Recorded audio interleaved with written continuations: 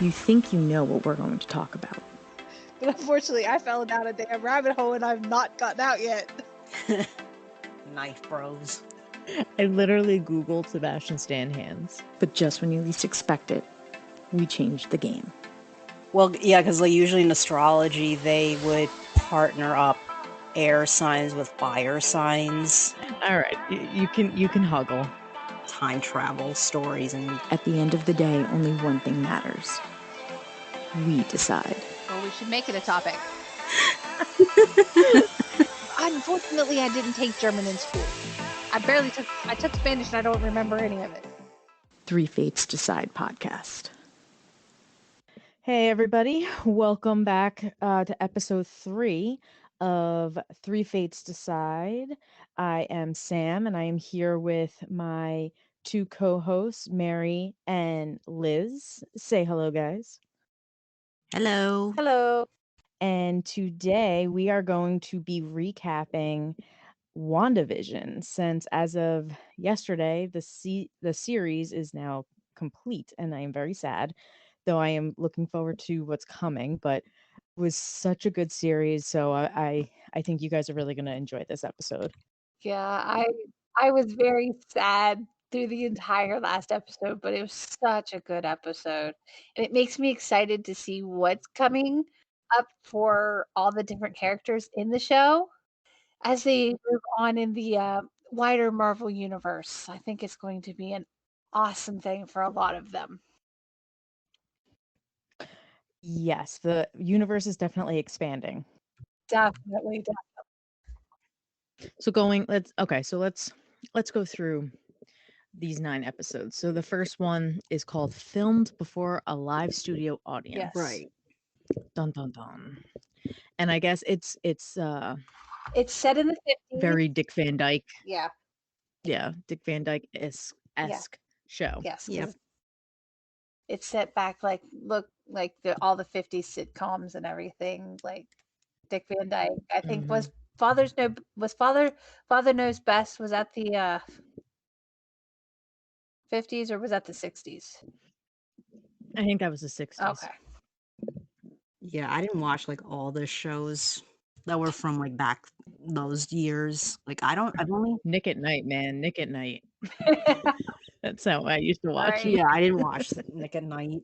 Like actually the way I watched sitcoms was when I was a kid, home from school, and there was nothing else on TV during the day. I would watch some of the sitcoms that were on syndication. So I used to watch things like Brady Bunch and I Love Lucy. Actually, Sci-Fi Channel used to show well, it's not a sitcom, but they used to show Dark Shadows. Oh yeah, the original. Yeah, the original Dark Shadows. My mom That's how I yeah, my knew mom about liked that that show before the whole business with like, the Johnny Depp Movie. movie came out a few years ago. God, that movie was horrible. I didn't even watch that Mm. because I was I like, didn't even make it. I didn't make it through the entire movie. I think I watched maybe 20 minutes of it. I was like, this movie sucks. And I love Johnny Depp, but this movie sucks. yeah, but right. Yeah, so it's like, that's kind of how I used to watch some of these older shows, was like home from school, nothing else on TV. They were showing these things on syndication. Like I also actually saw the Munsters as well. Mhm. But yeah, some of the Nick at Night shows I never saw, like Dick Van Dyke Show, Father Knows Best. So I only recognized Yeah. so I only recognized a few of the references, but anywho. Yeah, like I used to watch like Nick at Night. Like during the day, if I was home from school, I watched Price is Right. That's what I used to Well, watch. I can remember when I was a little bit younger, my shows were always excuse me, the Dukes of Hazzard. It was it wasn't a sitcom or anything like that, but it was just a show. That was my first, I think. That was my first real big crush, was that show. Okay. And I fell in love with the car, the General Lee. Mm. Right. That's Yeah. I know nothing about cars, but I love that car. I fell in love with that car. That's cool. But at any rate, Yeah, so we but were just anyway, saying, But yeah, so back to our regularly scheduled podcast. back right. So so Dick Van Dyke-esque episode. And I think like the whole thing, and it's funny because I've heard mixed reviews of what people thought of like the first episode. There really wasn't much in terms of like storyline. Right. Like, as like the series went on. So like it was kind of just like you didn't really know what was like why they were there. Like you kind of figured something was going on, but like yeah, yep. there wasn't anything that kind of fed into the storyline of the Yeah, series. that was probably the reason why they showed 2 episodes, because that would make you wanna watch the second episode just to see if you would get some more some answers. Yeah. And Mhm. even though the second episode was kind of a continuation in a way of, like, the whole weird sitcom thing, they started throwing more oddities at you Mm-hmm. to really start cluing you in that it's not just some weird, bizarro sitcom alternate universe that Wanda is in. There's something bigger going on. So I kind of feel like that ultimately is a smarter decision for them to like do it like that, simply because I think they were aware that if they were just sticking with the one episode a week, then half the potential audience would probably just quit because they're like, what the hell is going on? Right. Definitely. Yeah. Because Yeah. I will say Absolutely. this was not one of the shows I was looking forward to watching. I was just like, I saw the premise of it. I was like, I don't know if I'm gonna like this. And then, but I was like, I'm gonna give it a shot. I'm gonna watch the first episode or two just to see. And then by the time that second episode was over, I was hooked. I was like, I gotta see this. I gotta know more. And it's just been insane ever since. Yeah. Yeah. Because really, the second one is when, as you mentioned, Liz, it started getting more into something's not right. You have the red helicopter Yeah. that she finds in the The red bushes. blood of the Um, on Dottie's hand. y- The the voice, Jimmy's voice coming in through the right. And then radio. at the very end, she's friggin' pregnant. It's like, the hell? And then then the beekeeper pops up out of the sewer and she's just like, no, and rewinds time. Yeah. Yep. Yep. She was like, no, none of So it's that. like, Let's no. just We're go. just like, we're not having this. Nope, nope, nope. Yeah, and then she gets pregnant, and then they're in the 70s and in multicolor. Yeah. Yeah. One So we left the 50s and the 60s behind.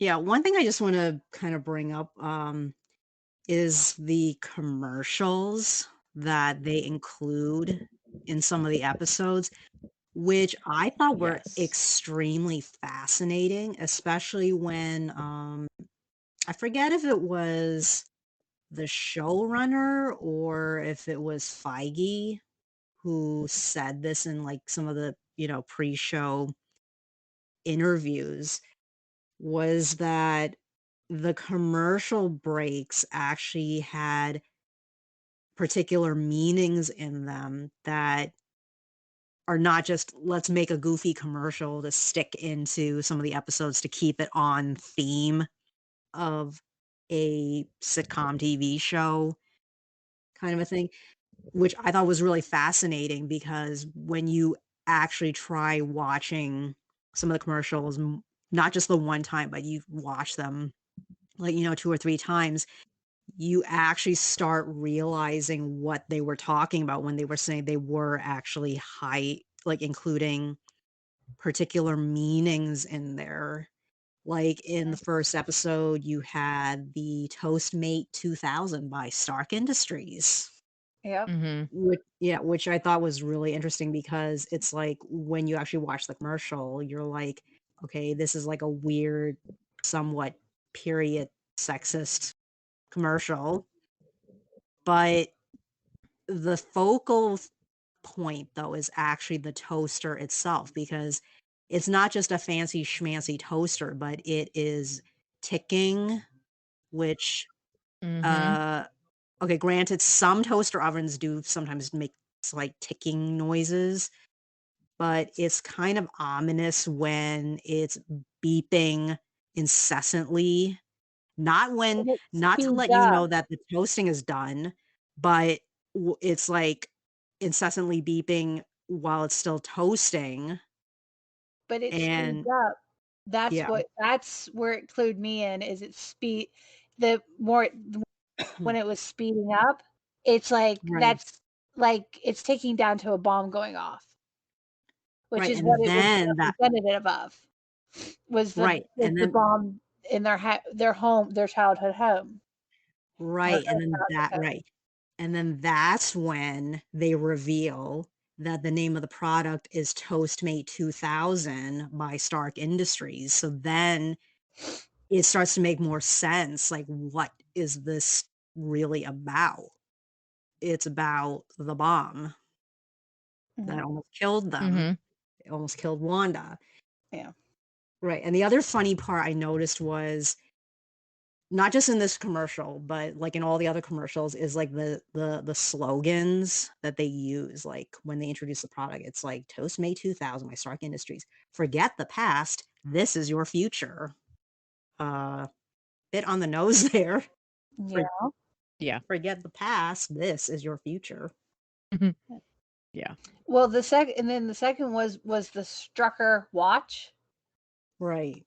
and that's like that was Strucker who did the experimentation on Wanda and her brother. So, Mhm. and he was Hydra, because even on the watch it has Hydra with the Hydra symbol on it, R on the right, watch Yep. face. right. And then Hydra soap for the third episode, you know, Mhm. find the goddess within, which me and Liz were talking about what another day, that was about the kind of showing that Wanda she's basically she became a god with her powers, in a way, because I Yeah. mean, it's even been said that if she hadn't been stopped, she could have defeated Thanos on her own if he hadn't snapped. Right. I'm trying to think. Were those the only There was a commercials? Nexus commercial too. Well, yeah, What was it? The yeah, Nexus, Oh, that was that's right. another one. yeah, the Um, Nexus one was and then very on the nose. that Very on the well, nose. the one that was really on the nose was the Lagos paper towels. Well, yeah, that's true. For the Lagos mess paper you towels. didn't mean For to when make. you make a mess, you didn't mean to. Yeah. Mhm. I was like, damn, they really went for her on that episode, on that one. It's like, God, poor Wanda. But it just kind of each of the commercials just kind of showed her mental, I guess, almost deterioration. Right. And, because I mean, she watched her parents get killed by a bomb. Her and her brother nearly get killed by a bomb. Then they're experimented on and nearly die from Strucker, from Hydra. Then they've got, then she finally, then the Age of Ultron happens, and we see what happens there. Then they go, instead of giving her the therapy that she needed to let her figure out how to deal with the grief of losing her brother and her family, then she goes off and becomes an Avenger and kills 11 people, 11 Wakandans accidentally. And then she watches the love of her life get killed. This poor woman. Yeah. No wonder Yeah, she's I mean, fat. Yeah. No, she's had a terrible yeah, No I wonder mean, life. it she's just also fat. makes yeah, I mean, it just makes the Avengers sound like a even more dysfunctional, that they don't even really meaningfully look out for each other when they are in essence a pseudo family, really. But it's like a Yeah, they dysfunctional family. very dysfunctional. I mean, they gave her no support whatsoever that I could see. Yeah, that's one of like I guess the in-universe writing, I guess, flaws with Marvel is that I think a big part of it is because of the nature of movies. You have just so much time and so much story you can fit into 2.5 hours, maybe Mhm. 3 hours, versus this TV show, which I think is why I think it's better that they did a TV show centering on Wanda versus having a solo movie, because when you kinda think about it, having this being a movie may not necessarily let you delve into as much as they actually did. Because when you actually add up, like, when you cut out the ending credits and you just count, like, the actual, episodes, and you add up all the run times together, it's like, what, like 4.5 hours, maybe more than 4.5 hours? That's longer than any Mhm. standard movie would be. Right. It would be Right. almost like 2 movies, so you get a lot more development and exploring some of the implications and some of the Mhm. stuff that they did. I mean, if anything, there's an argument to be made that maybe they could have written more than they actually did, but Yeah, because they were short episodes, but, like, I know, like, Falcon and Winter Soldier is only 6 episodes, but they're, like, Yeah. hour-long episodes, so theirs is like a 6 hou it would be like a 6-hour Yeah. movie. right. And they and if I remember from some of the interviews that I've read that the 2 stars, Anthony Mackie and Sebastian Stan were both talking about how they're able to explore the backstories and flesh out more of the characters and humanize their characters more with this TV show because they had more time to do it than they've had in any of the movies that they've been in together. You know? I mean, yeah, Mhm. we saw a little bit of Bucky in the '40s.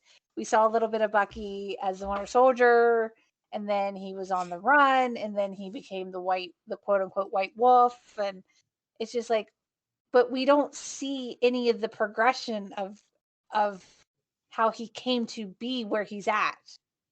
So I think it'll be Or where he really is right. So I mentally. think that's what we're going to actually see in Falcon and the Winter Soldier is we're going to see both of them mentally after Cap gives up the shield and quote unquote retires and goes into and Sam takes over eventually from what I understand. And it's going to be interesting to see the backstory because I think they said they're going to give us a lot of backstory about Sam's character, about Anthony Mackie's character Sam, the Falcon, and to see where he's from, what drove him to become who he is. And then we see Bucky Yeah. having to basically um, catch up because he's still stuck kind of like in a '40s mentality. I mean, to now he's living in the year 2019, 2020, or actually what, 2023? Yeah, I think so. So he's got a lot to catch up on. Just a little Yeah. bit, just a little Just bit. a little bit. I mean, to be fair, Hydra likely didn't feel that their asset needs to know about the internet. Exactly. Other than that, I think he probably only knew enough to if they needed to get something off of a computer or something, he probably knew enough to on like how to put something on a thumb drive. Probably, but Maybe. I think, like, he was primarily used as their pet assassin, so I don't know. Yeah. Maybe they may not really have used him as much for the espionage stuff, really. Yeah, I think he was I mean, well, I don't really know how they used him other than they basically said, "Here, this is what you go this is your mission, go do it. We don't care how Yep. you do it, just do it." No witnesses. Exactly. Yeah, which I realized kinda made the whole thing with killing, the Starks a little awkward because he It seemed knew like he was Howard. told how to avoid cameras, and yet they caught him on camera. He stared right at Yeah. it. Oh, look, a camera. Yeah. It's like, Oh, look, Yeah, and he didn't have his you're mask on on. camera. It's like I think Yeah, he yeah, right. He didn't even have his half I mask know on. he always had that damn baklava on, and he didn't have it on this. Like the one time he didn't Well, have that because on then there, we and he wouldn't didn't have it know. on. We wouldn't know that it was Bucky then. Tony needed to I know the truth. guess. Like yeah, I mean, that really, just spawned like, I think it spawned, like, this fan theory that maybe Bucky subconsciously wanted to be caught, but that's just a fan theory. Who Mm. knows? It who could just be, like, a writing hold that they ended up doing in Civil War just to create the tension because they have irrefutable proof that, yeah, he totally did it. yeah. Which, I don't know, Uh-uh. I kind of feel like is a little heavy-handed, but Yeah, because I mean, even if he had the half mask on, I mean, they figured out who the Winter Soldier was, that it was Bucky, and Captain America, the Winter Soldier. They figured out who the hell he was. So when Civil War came and they filmed that scene, it's like, why the hell wouldn't they just put the damn mask back on him? Because I mean, Because Sebastian said, "Please don't." probably he's like, this thing's too damn hot to wear. I don't want this on anymore. Please don't. I want to breathe. I don't know. I'm a stickler. I'm like one of those people who's like a stickler for details and stuff. Maybe it's because I'm a Virgo rising. So I have a tendency to notice these sort of things and it drives me crazy. It drives me nuts. I mean, I would be that annoying person. Like if I was your beta reader, I would be the annoying beta reader that would point out like, wait a minute, you wrote this in chapter 5 and yet all the way back in chapter 2, you wrote this other bit. So now this thing in chapter 5 doesn't make any sense because now you're starting to contradict yourself. Yeah. Do you know how many damn times I have to go back and reread my other chapters just so I don't do that shit?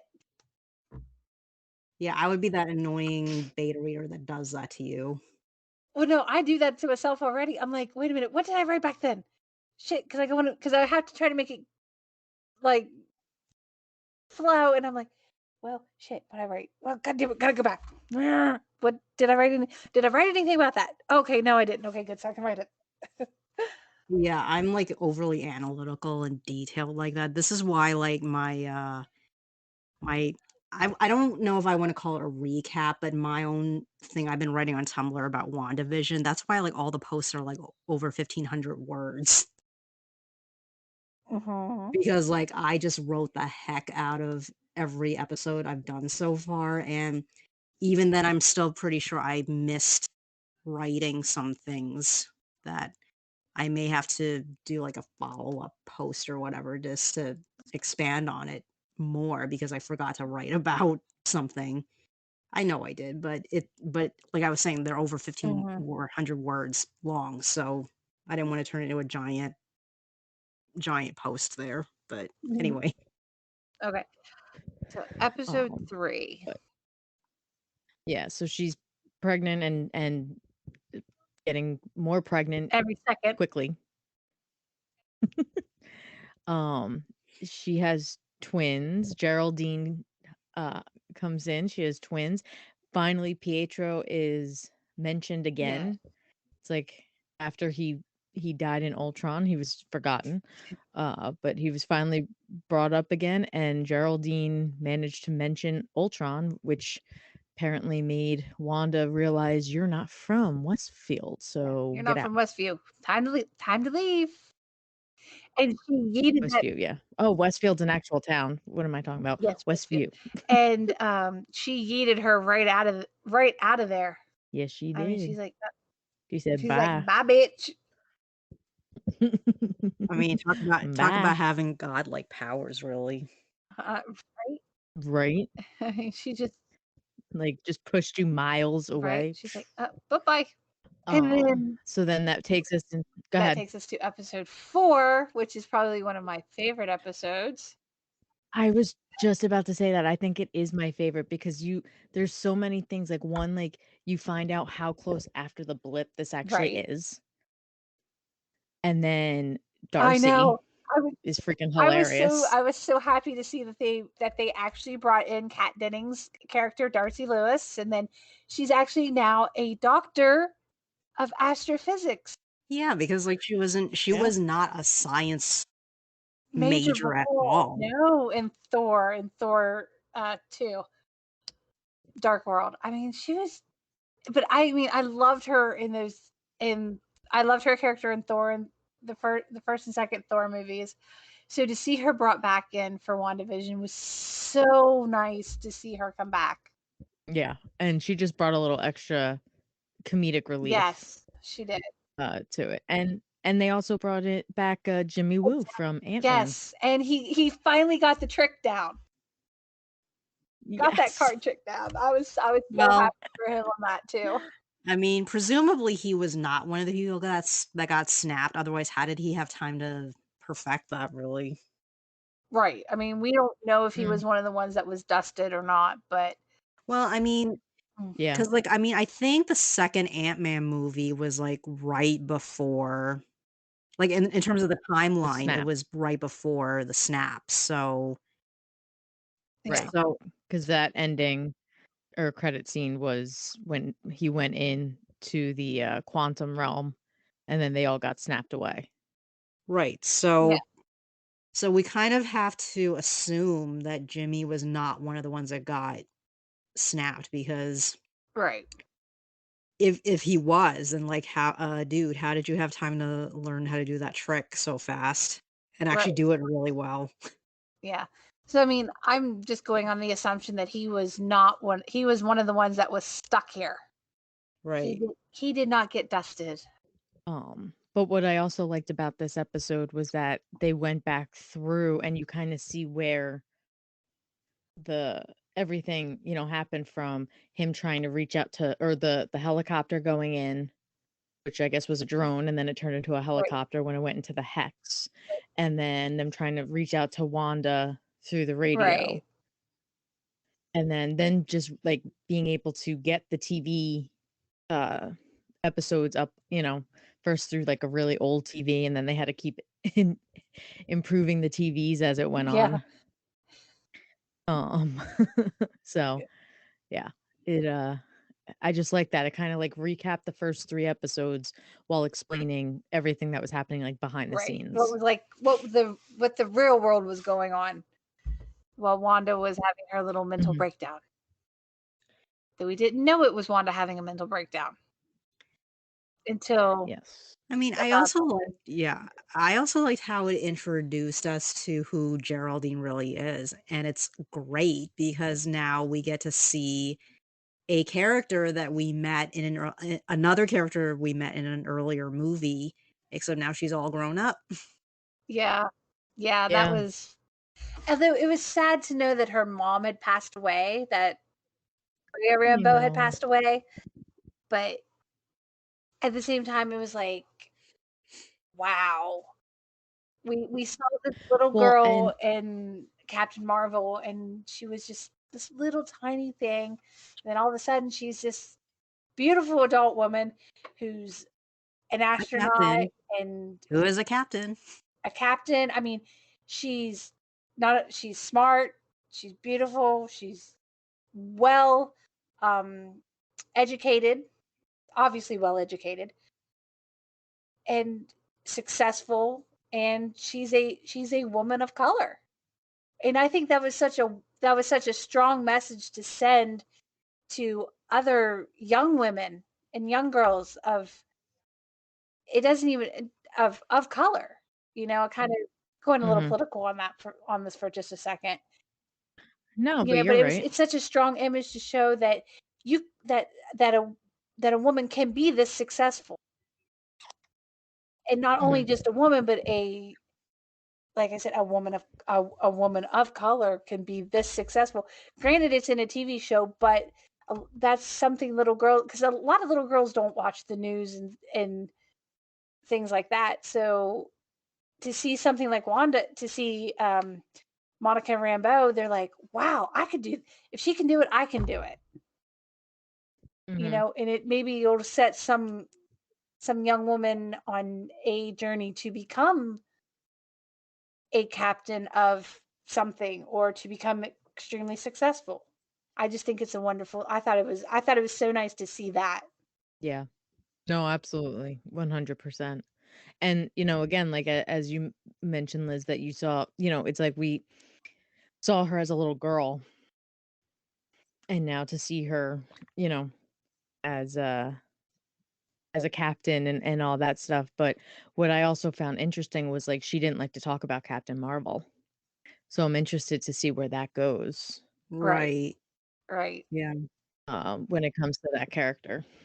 I also found it really fascinating how her mother was the founder of Sword, because it's a very interesting parallel with how Peggy Carter was the founder of Shield. Mm-hmm. So you have two Mhm. different women are technically the first directors of these two really important agencies, Right. which is really Right. cool. Mhm. Because women rule the world. Yeah. The other fascinating thing was when they show you obviously in any building, any kind of government building, they always have this section on a wall somewhere where they have, pictures of the founders or past directors of whatever the Mhm. agency is. And I thought it was fascinating when they showed Maria's picture and they said Maria Photon Rambo, because for people who are familiar with the comics, and again, for people who are familiar with the comics, you guys already knew that Monica was gonna end up getting powers, which were speculated on as a possibility of what would happen on the show, and then it turned out that did happen. Yeah. But for the comic book fans, they would have immediately perked up when they saw her code name, her call sign was Photon, since that was one of Monica's aliases in the comics. So it's gonna be kinda interesting to see if she actually does end up using Photon as her name later. Mm. Yeah. Well, I think it'll be because when I saw that scene, the final scene of episode 9, the mid credit scenes with her and the scroll, I was like, and they pointed up. So that makes me think that she's going into space again. And 2, I think it's a tie-in to Captain Marvel too. I Yes, think it's definitely it's definitely a tie-in 'cause, I read somewhere they mentioned that Tiana Paris, who plays Monica, is Mhm. definitely showing up again in Captain Marvel too. So, Yeah, so I just think I thought it was nice that they not only did they tie or they didn't really they kind of tied in Doctor Strange to the Multiverse of Madness with WandaVision, but they really tied in Captain Marvel too with it. Last Mhm. that with that end credit scene. I was like, right, mhm. Yeah. right. She's going to space and she's gonna go see Carol Danvers. I guarantee it. Mhm. Yeah. Well, speaking of Doctor Strange, the thing is that if you watch the other post-credit scene, which for some people, if you guys had somehow missed it, it's towards the very end of the ending credits scene. It's like really buried in there. If you notice that when the camera moves further into the cabin and you get to the bedroom and then you see Wanda in her astral projection form, if you listen very carefully to the music that they're playing in that sequence, a lot of people actually notice that it's basically a version of the Doctor Strange theme,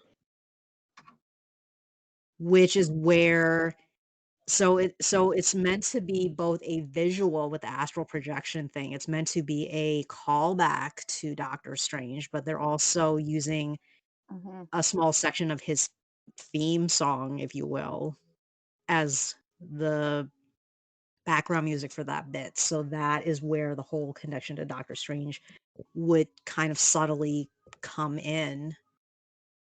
I mean, it's a bit more subtle than how when you kind of like fit the pieces together, you realize that the Monica scene is a tie-in, is meant to be a lead-in to the second Captain Marvel movie. That I don't think they released the name of it yet, but I don't think they have. It's just Captain Marvel 2 as far as I know right. from everything that I've read about it. Yeah. It's very little. So right. So yeah, that would be the connection to Doctor Strange, Mhm. which is kind of interesting. Which there's a lot of possibilities right there. Exactly how she's going to fit in. I mean, aside from the magic thing, Yeah. I mean, I'm sure a lot of people are speculating exactly how she's going to fit in, but nobody is going to. But I don't think at this point, I don't think anybody questions the idea that she will fit into the movie perfectly well. Really. Oh yeah, she'll fit in just fine with it. I want to know what happened to Vision, the White Vision, because I Right? mean he was kind of And flew so off. I was like, where'd the fuck he go? Put that I out, by actually the saw way. like this meme. Um, I was watching this meme of when the White Vision was about to pull the Mind Stone out of Vision's head, and then he changed his density so that he went through him. Mm. And so and then it goes to when Thanos had his Mind Stone and he just let him take it out, and then it pops up, "Well, why didn't you do that before? Like, why didn't you change your density so that Thanos couldn't rip the Mind Stone out of your head?" And I was like, "Dude, that's a really good That point." is a good point, but at the same time, I have a feeling that Thanos already had the other with the other stones that he had. He may not Vision may not have been able to actually go quote unquote ghost like and change his density so you just matter passes right through it. Yeah, I don't know. But I just thought it was a good point. I was like, "Huh." Because if I you mean, remember, very true. did it? Because they had those weapons. Remember the other two, those other aliens had the The weapons Black Order. that when they hit Mm. before, remember, and Mhm. he wasn't able to stop it, Yeah. and it made him solid. It makes me That is think. true. That is So I true. think that's because I was from one of the, I'm sure it's from one of the stones, and I can't tell you which one it is, but I was from one of those damn stones. Maybe the one from the Tesseract, whatever the blue stone was. Space Stone. Yeah, maybe the space stone. Mm. I don't know. I don't know. I don't know. So But yeah, I saw that and I was like, "Huh." yeah, but I think that's probably Okay. But yeah, I that's my theory on why he. yeah, Yeah, didn't. yeah, Well, I mean, yeah. But yeah, no, I would like to know where Vision flew off yes. to. Yeah, and for like I was just trying to look it up. As far as I know, there's been no announcement as to what other appearances that Paul Bettany may make in the MCU. I mean, considering that White Vision is still out there, there's definitely, a chance that he will come back. I mean, the character still exists, Right. so there's no reason why he can't Right. come back unless he's too busy or something. But yeah, there's no indication as to like what other projects he may show up in, so we don't know. They could have him. There's actually a couple of Go ahead. Oh, I was just gonna say they may have any future appearances of his very heavily under wraps because they don't want True. people to know where he's going to show up again. That's true too. But like with moving on to like episode 5 and stuff like that, and I'm kind of just jumping. But you know, Pietro comes back, but as the other Pietro, Yes. not the one from Right. Ultron. Right. And Peter now that Pietro, with or Peter Maximoff, I should say. right, Or- so what's interesting to me is that there was talk that he was going Evan Peters, Yes, right? that's That's his His yeah. name. actor. Yeah, that's his name. He was going to now be um in the MCU. This was like his way of getting in there, but the way that they handled it with the last episode, how she was able to, you know, take that necklace off of him, and then he remembered who he was. I guess that's not true. Yeah. But I'm just like, I saw a meme about that today too. Was like, we just not going to talk about what happened to Ralph. Yeah, Ralph Boner. Yeah, we just not going to talk about Ralph Boner over here. Well, here's the funny thing, since we're talking about it. Again, this is one of those things that came out in like some of the interviews that they released, I guess, like in between the episodes. Feige actually kind of addressed the whole thing about having Evan Peters show up as Pietro, or as Agnes likes to say, Pietro. He basically said was that the whole idea of having this guy show up as Pietro really was meant to mess around with Wanda, which is literally what he actually said in the episode too. If you were to rewatch episode 6, actually, he kind of like one of his lines actually was to, he literally said like, "Oh, I'm here to cause tension with the brother-in-law and mess around with you With the timeline. which yeah, which, let's be honest here, he totally did. He totally messed around with her, and him claiming that he's He heard her her call for him. brother. Right. That's what Saying got all me this. is when he said, "I heard you calling for me, so that's why I came." I'm like, don't think so. Right. So I think that like it, as it turns out, I think it really was like an extreme form of stunt casting that was meant to screw around with Wanda, in the story, but in a way also to kind of mess around with fans who are potentially reading into things way too deeply. Yeah. Because I mean, it would have been an interesting way to introduce the mutants back into, or to introduce the mutants back into the MCU. Because so far we haven't seen them, but I think they're actually going to Right. bring a new show out called The New Mutants or something. Yeah, they made an announcement actually just the other day about it. Yeah, that's what I'm going off of. I'm trying to remember it. Oh, So yeah, although I just don't remember if they said it was actually a movie or if it was I a think it's TV a show. series. I think it's a TV series, the New Mutants TV series, if I remember correctly.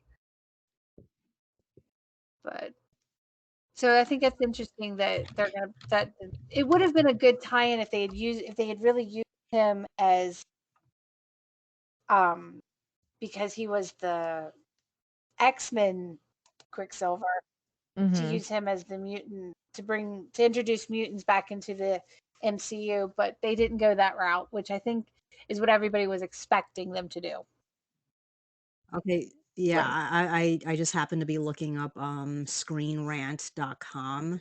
Mm-hmm. They posted a post 2 days ago as of this recording. Marvel Studios reportedly developing X-Men movie titled The Mutants. Mm. Okay. So it's very possible that they may be naming it like this because they don't want to use X-Men, just because there's the already existing X-Men movie, so it may potentially cause a lot of confusion as to like which like which X-Men are you talking about? Are you talking about the Fox ones from like 20 years ago, or are you talking about a new one? Kind of a Yeah. thing. Right. So I just think it's interesting that they're bringing in the mutants to the MCU again, which is awesome. In the same tone as like that would have been a really good way to do it with Evan Peters, but they decided not to go that route with him. It's like, damn it. That would have been a Yeah, really good way to do it. it would have, but at the same time, I can also see why strategically they may not want to Right. do that, because that would have been overwhelming to introduce multiple concepts in one show.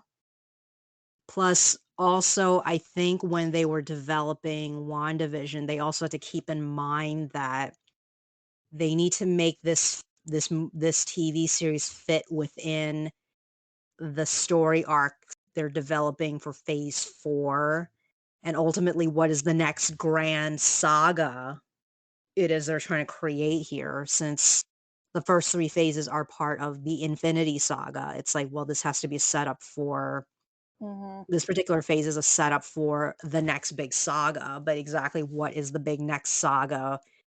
We're gonna need a few more productions to start piecing together what it could actually be, but if things like WandaVision, Doctor Strange are and potentially Captain with Marvel. with Captain Marvel and the Skrulls, there's a couple of different major storylines that this could be what what the actual saga is they're developing right now. But like again, we have to actually watch a few more productions to like get a better, idea which direction exactly are they going with. I think it'll Because be like interesting to see. Which I'm speculating that I'm speculating somehow Mephisto is going to play into this somewhere, somehow, some way, because he was part of Doctor Strange and he is part of Wanda's, both of the comics for both of them. So he's got to come into this somehow. I'm suspecting that he's gonna be the villain of the Doctor Strange movie. Right. Which would be interesting. Which, Well, I guess we'll find yeah, out. which would make sense. I mean, it really would make sense. Yeah. Yeah, I mean, not that you would ideally necessarily use Wikipedia as the most reliable source, but Yeah, we're not going to go there with Wikipedia and whether and its reliability. but it does have a I don't understand why. but it We're not does going to go to that either, Sam. but it does bring up like something interesting though when you actually look up the Doctor Strange movie on there, because obviously they don't, like, the people editing it obviously don't have a ton of ideas what exactly the plot is going to be, but they did cite a couple of interesting articles that that basically say that one of the things that have been revealed is that possibly the reason why Doctor Strange, within the context of within the context of WandaVision, why he wouldn't have shown up when there's a really strong amount of weird magic being thrown around in this one place in New Jersey. He's been apparently doing some research on the Time Stone, and he's also encountering somebody who was a friend that is now an enemy, which fits with why Mordo is coming back in this movie, which again fits with how the first Doctor Strange movie ended. Yeah, because the credit scenes of that one was Mordo taking out other sorcerers. Right. So he's definitely an enemy in in the sequel. But the other interesting thing they said was that not only is it a friend turned enemy, but there's also stuff happening that results in Strange unleashing unspeakable evil. So it's like, well, okay, unspeakable evil. Well, that would kind of imply there would be some other cosmic dimensional being, kind of like how we saw Dormammu in the first movie. So Yeah, it's there like was when you speculation right. that Dormammu was coming back, and I'm like, they're not bringing him back. No, because the whole point of the whole Groundhog Day trick that, Strange used in the first movie was to get Dormammu to be like, okay, you are gonna leave this dimension alone and never come back here. And he's like, all right. Just stop it already. Yeah. I don't want to repeat this for the 5 millionth time. Yeah. So yes, he saved. So yeah, Strange saved our dimension by annoying a interdimensional demon to death. Who Pretty knew? much. Who knew it'd be that simple? Right? I mean, Right. if it was that simple, I could have just sent my daughter to do it. I mean, I think it's very possible that this unspeakable evil that is apparently going to show up in the movie could be Mephisto. I But mean, in the same yeah. thing, in the same vein, technically, the Scarlet Witch is the harbinger of the world's end. So technically, she could be the unspeakable evil. I don't think she is, but she could be. I mean, it's possible. Let her Right. be released. I mean, Not it's being there. yeah. I mean, in theory it is possible, but I don't know. It's just like the way they kind of describe it. It does kind of imply it's some other Right. supernatural interdimensional being, and it's like when you actually look up who are the classic comic book enemies of Doctor Strange, and you look at the ones that are actual demons or monsters versus, evil people, Mephisto is one of the big ones. And not to mention, Mephisto is also the one that kind of screwed around with Wanda in the comics too. So, Which makes I me mean, think that it's going yeah. to be Mephisto coming back in Doctor Strange. But I'm just like, you have to throw out the possibility that the unspeakable evil was technically the Scarlet Witch. I mean, not that I Yeah. don't think it is, but you have to throw that out there as a possibility because everything says that she's the harbinger of the world end, of this world ending. I'm like, so because she really wanted to, she's got the power to destroy everything, and that's Well, yes. a lot of Well, power. yes. And that can be pretty damn evil. But I don't think she's going to do something like that. That's not who Wanda is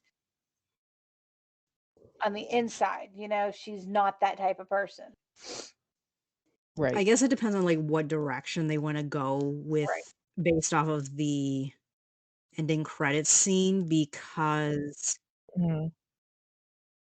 well, I mean, we'll get more into that when we actually get up to episode 9, but it's like it really depends on like what direction they want to go to based off of that ending credits scene. Because there is a couple different directions they could go. They could have her go the evil route, or they could end up having her show up as somebody who has started mastering the Darkhold, kind of like how as like a parallel, I guess, to Strange doing all that excessive studying with his astral projection in the first movie, and he started mastering knowledge from some of the books because of his, extensive studying, because he's a super nerd.